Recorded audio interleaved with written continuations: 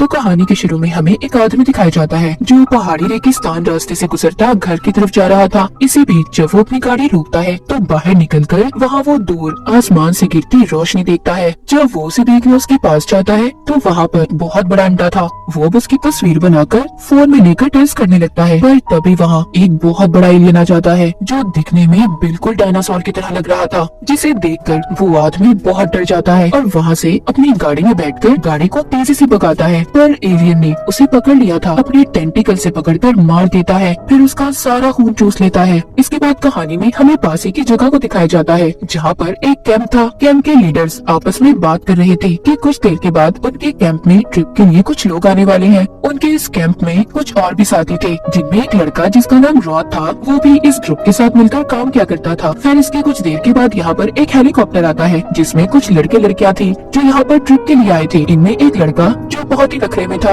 यहाँ तक कि उसे अपना सामान उठाना भी पसंद नहीं था। रॉड के अंकल को उसका ऐसा रवैया पसंद नहीं आता। वो उसे कहते हैं, देखो यहाँ पर तुम्हें सारे काम खुद ही करने हैं, यहाँ पर तुम्हारा कोई नौकर नहीं है। जिसके बाद पायलट सभी को रेगिस्तान के बीचों बीच छोड़ जाता है और कहता है कि मैं आप लोगों को यहाँ से तभी लेने आऊंगा जब आप लोगों का ट्रिप खत्म हो जाएगा, और इससे पहले आप लोग मुझे नहीं बुलाएंगे। ये सब ग्रुप के लीडर क्लेयर से कहकर चला गया था। वो यहाँ पर सबको समझाती है कि आप लोगों को यहाँ पर कोई भी डिजिटल चीज का इस्तेमाल नहीं करना, जैसे कि आपके मोबाइल्स वगैरह, और सबको नेचर यानी कुदरत में रहना सीखना होगा। इसीलिए ये सबसे मोबाइल फोन्स भी ले लेती है। क्लेरी सबको समझाती है कि हमें अपनी पहली मंजिल तक पहुँचने के लिए 15 मील का सफर तय करना है, इसीलिए हमें लगातार चलना होगा। रॉड के अंकल उनको चलते हुए कहते हैं कि किसी को भी अपना सफर भागकर या जल्दी जल्दी तय नहीं करना, क्योंकि यहाँ के मौसम में आप लोग थक कर बीमार हो जाओगे। उधर ही रॉड भी इनके साथ था। वो इन्हीं ग्रुप में एक लड़की जिसका नाम कॉर्टनी था, वो उसके पीछे चल रहा था, पर ये बात कॉर्टनी को अच्छी नहीं लगती, इसीलिए वो रॉड को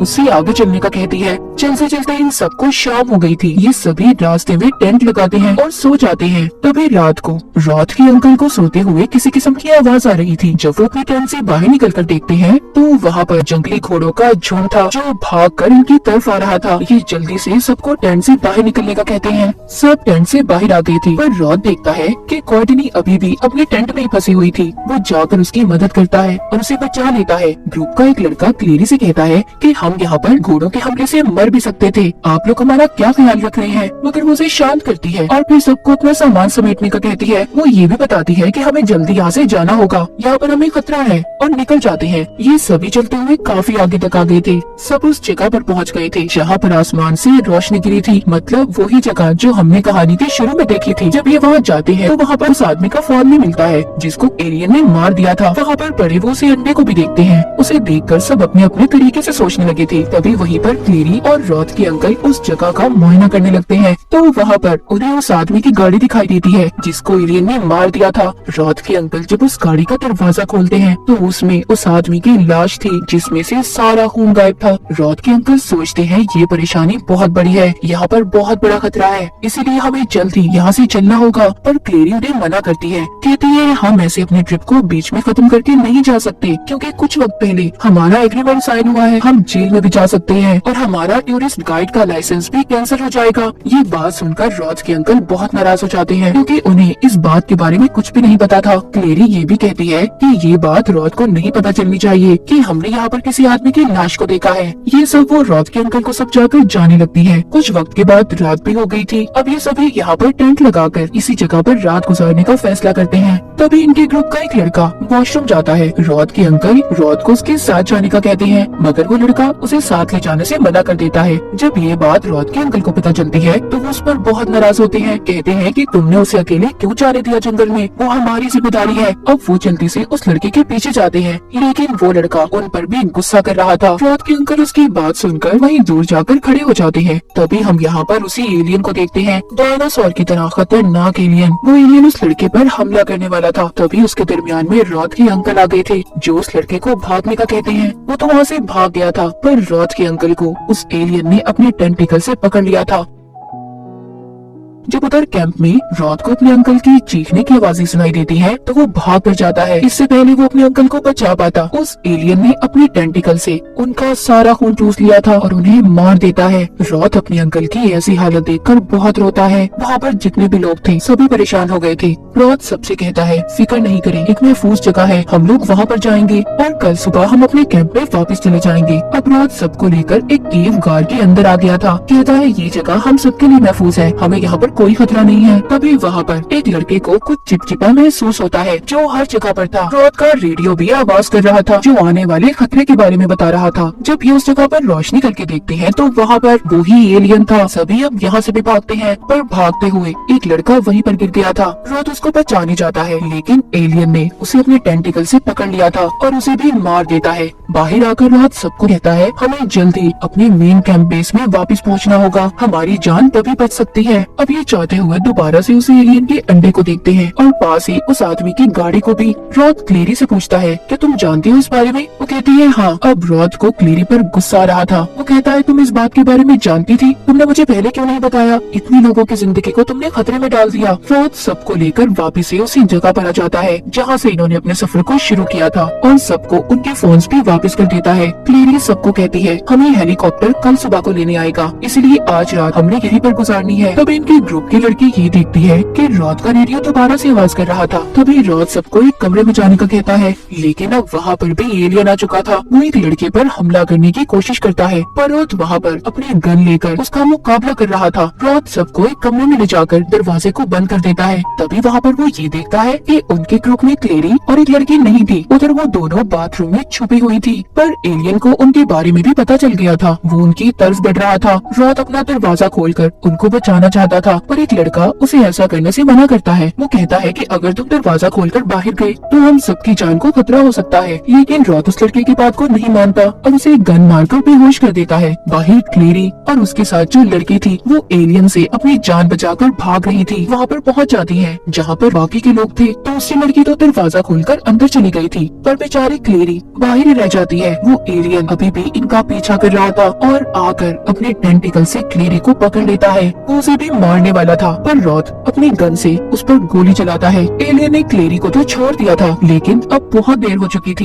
एलियन ने क्लेरी के सारे खून को निकाल लिया था, वो मरने वाली थी। वो रॉथ से कहती है कि मुझसे गलती हो गई कि मैंने तुम्हें नहीं बताया, तुम सबको यहाँ से लेकर चले जाओ। इतना कहने के बाद उसकी भी मौत हो जाती है। रॉथ अब दोबारा से चेक करता है पर अब इस बार रेडियो पर उसकी कोई आवाज नहीं थी। वो सबसे कहता है कि आज रात हम सबको इसी कमरे में रहना होगा। रात को रॉथ कॉर्टनी को अपने बचपन की बातें बताता है। कहता है मेरा इस दुनिया में कोई नहीं था और मुझे मेरे अंकल ने ही पाला था पर उस खौफनाक एलियन ने उन्हें भी मार दिया। सब बातें सुनकर कॉर्टनी भी उसे अपने बारे में बताती है। कहती है मेरा भी इस दुनिया में कोई नहीं है। रॉथ इसे पसंद करने लगा था। सुबह होते ही इनके कैंप का पायलट हेलीकॉप्टर लेकर आ जाता है। रॉथ उसे कहता है हमें जल्दी यहाँ से निकलना होगा, यहाँ पर खतरा है। पर वो जाने के लिए तैयार नहीं था। वो कहता है पहले मुझे बताओ क्लेरी कहाँ पर है और तुम्हारे अंकल। वो वहाँ पर दोनों को आवाज देने लगता है पर जैसे ही वो थोड़ा सा आगे जाता है वहाँ पर वो क्लेरी की लाश को देखता है। रॉथ कहता है मैंने कहा था ना यहाँ पर खतरा है, यहाँ पर एक एलियन घूम रहा है जो सबकी जान का दुश्मन है, मैं तुम्हें इसीलिए यहाँ से जाने का कह रहा था। वो सभी अब हेलीकॉप्टर में बैठ जाते हैं और खुश थे कि वो यहाँ से जा रहे हैं पर अचानक से उनके रेडियो पर दोबारा से आवाज होने लगती है। वो एलियन इनके हेलीकॉप्टर से लटका हुआ था। रॉथ उस पर अपनी गन से गोली चलाता है पर वो एलियन उनके ग्रुप की एक लड़की को पकड़कर उसका खून पीने लगता है। रॉथ बाकियों की जान बचाने के लिए सबसे कहता है कि नीचे कूद जाओ। सभी ऐसा ही करते हैं पर हेलीकॉप्टर का पायलट उस एलियन को खत्म करने का सोचता है। वो अपने हेलीकॉप्टर को पहाड़ में देकर मारता है जिससे वो तो तबाह हो गया था। सब अब ये समझ रहे थे कि साथ में उसने एलियन को भी मार दिया पर रॉथ कहता है मुझे लगता है वो एलियन अभी भी जिंदा है। वो सबसे यहाँ पर करीबी एक फार्म हाउस पर जाने का कहता है जो इसके साथी का ही था। कहता है हम वहाँ पर जाकर बच सकते हैं। तभी वहाँ पर एक लड़का जाने से मना कर देता है क्योंकि वो बहुत ज्यादा थक गया था। रॉथ कहता है हमें चलते रहना होगा लेकिन वो लड़का अब रॉथ पर हमला करता है और उससे लड़ने लगता है। रॉथ भी उसे मारता है। कहता है तुम्हें हमारे साथ आना है तो आओ वरना यहीं पर रहो। अब खैर ये सभी फार्म हाउस पर आ जाते हैं जहाँ पहुँचकर रॉथ अपनी साथी को एलियन वाले हादसे के बारे में बताता है। वो तो सुनकर डर गई थी और जल्दी से पुलिस को भी फोन कर देती है। तभी हम देखते हैं उनके रेडियो पर फिर से आवाज आने लगी थी। यहाँ पर पर वो लड़का जब ये देखता है कि फिर से एलियन आने वाला है, वो जल्दी से रॉथ की साथी की गाड़ी लेकर जा रहा था, लेकिन तभी रॉथ ने उसे देख लिया था और रोकने की कोशिश करता है, पर वो लड़का उसे धक्का देकर गिरा देता है। अब नीचे गिरने की वजह से रॉथ बेहोश हो गया था। वो लड़का गाड़ी चलाता हुआ बहुत खुश था कि वो बच गया, लेकिन तभी वहाँ पर एलियन तेजी से उसकी गाड़ी को धक्का मारता है और उसे गाड़ी से निकालकर मार देता है। ये सब वहाँ पर कॉर्टनी भी देख रही थी। वो एलियन से अपनी जान बचाकर छुप जाती है। एलियन ने उसको देख लिया था, वो उसको ढूंढता हुआ उसी जगह पर आ गया था। उधर दूसरी तरफ रॉथ के साथ ही गन्स लेकर बाहर आते हैं ताकि वो एलियन को मार सकते, पर वो देखते हैं कि तब तक एलियन कॉर्टनी को अपने साथ ले जा चुका था। अब बाहर रॉथ को भी होश आ जाता है। उसका साथी उसे बताता है कि कॉर्टनी को एलियन अपने साथ ले गया है। रॉथ अब ये फैसला करता है कि वो उसे बचाकर लाएगा। उसके बाकी के दो साथी उस एलियन के लिए जाल बिछाने का प्लान बनाते हैं ताकि जैसे ही रॉथ कॉर्टनी को बचाकर लाए और एलियन अगर इनके पीछे आएगा तो वो इनके बिछाए हुए जाल में फंसकर मर जाएगा। रॉथ सारी तैयारी कर कॉर्टनी को अकेले ही बचाने निकल जाता है। उसका साथी उसे बॉम्ब भी देता है ताकि खतरे के वक्त वो इन्हें इस्तेमाल कर सके। इसके बाद रॉथ बाइक लेकर उसी केव गार के अंदर जाता है जहाँ पर ये पहले गए थे, क्योंकि वो जानता था कि वो एलियन वहीं पर रहता है। वो केव के अंदर आकर कॉर्टनी को देखता है जिसके ऊपर एलियन का बच्चा था जो आहिस्ता आहिस्ता उसका खून पी रहा था। यहाँ पर हमें पता चलता है जो अंडा हमने कहानी के शुरू में देखा था उसी में से ये एलियन का बच्चा निकला था। अब उस एलियन के बच्चे को देखकर रॉथ को बहुत गुस्सा आता है और वो एक ही गोली चलाकर उसे मार देता है। जब गोली की आवाज सुनकर बड़ा एलियन आता है जो अपने मरे हुए बच्चे को देखकर बहुत गुस्से में आ गया था। उस एलियन से बचने के लिए रॉथ उस केव में बॉम्ब फेंकता है ताकि वो एलियन मर जाए, पर ऐसा कुछ नहीं होता, वो अभी भी जिंदा था। रॉथ अब जल्दी से कॉर्टनी को लेकर बाइक पर बिठाकर उसे वहाँ से ले आया था, पर अभी भी एलियन उनका पीछा कर रहा था। फार्म हाउस पर ले आया था जहाँ पर रॉथ के साथियों ने एलियन को मारने के लिए जाल बिछाया हुआ था। उसके साथियों से बताते हैं हम दो तरीकों से एलियन को मार सकते हैं, या तो बिजली से या फिर फ्यूल में ब्लास्ट करने से। वो अपने जाल को सेट कर रहे थे, पर तभी यहाँ पर एलियन आ गया था जो रॉथ के साथी को मारने लगता है, लेकिन रॉथ उसका ध्यान अपनी तरफ करके उसी तरफ ले आता है जहाँ पर बिजली थी, जिधर करंट का जाल बिछाया हुआ था। रॉथ तो वहाँ से ऊपर छलांग लगा देता है, पर एलियन को बिजली के झटके लगते हैं, लेकिन तब भी उसे कुछ नहीं हुआ था। अब रॉथ के साथी एक छोटा ट्रक लेकर उस एलियन की तरफ बढ़ती है ताकि वो उसको धक्का लगाकर फ्यूल वाली जगह पर भेजकर ब्लास्ट कर सके, पर रॉथ उसे ऐसा करने से रोकता है और कहता है ऐसा करने से तुम्हारी जान को भी खतरा हो सकता है, पर वो नहीं सुनती और एलियन की तरफ बढ़ती है। जैसे ही वो उसे जोर से धक्का देकर फ्यूल की तरफ फेंकती है, एक जोरदार धमाका होता है, लेकिन उस धमाके में रॉथ की साथी तो मर गई थी, पर अब भी एलियन को कुछ नहीं हुआ था। रॉथ समझ गया था कि इस एलियन का जिस्म बहुत मजबूत है, पर ये अंदर से उतना ही नाजुक। वो एक बॉम्ब को लेकर उसके टेंटिकल के अंदर डाल देता है, जिस वजह से एलियन फट जाता है। उसके जिस्म के सैकड़ों टुकड़े हो गए थे। इस तरह से वो एलियन खत्म हो जाता है। एलियन के मरने के बाद रॉथ, कॉर्टनी और उनका एक साथी सुकून का सांस लेते हैं, जिसके बाद पुलिस भी वहाँ पर आ गई थी और इसी के साथ खौफनाक एलियन की कहानी यहीं पर खत्म हो जाती है। जो लोग इंटरटेनमेंट नहीं चाहते उनका यहाँ कोई काम नहीं, और जो लोग इंटरटेनमेंट चाहते हैं वो सब्सक्राइब कर लें।